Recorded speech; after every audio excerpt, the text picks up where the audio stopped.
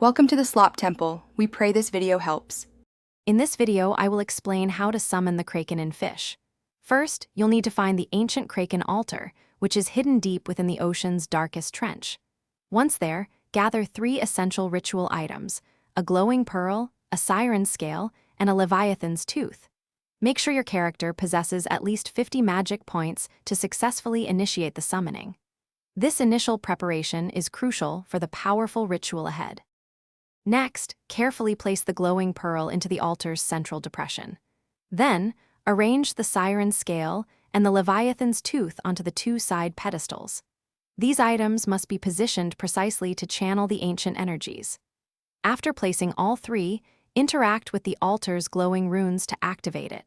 You'll notice a faint hum and a shift in the surrounding water, indicating the ritual is progressing as intended.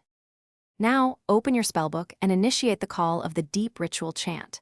This powerful incantation requires your full concentration for approximately 15 seconds. As you chant, the surrounding environment will begin to change dramatically. Expect a noticeable drop in water temperature and a significant decrease in visibility.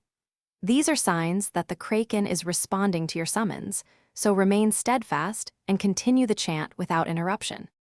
Finally, prepare to witness the magnificent Kraken's arrival.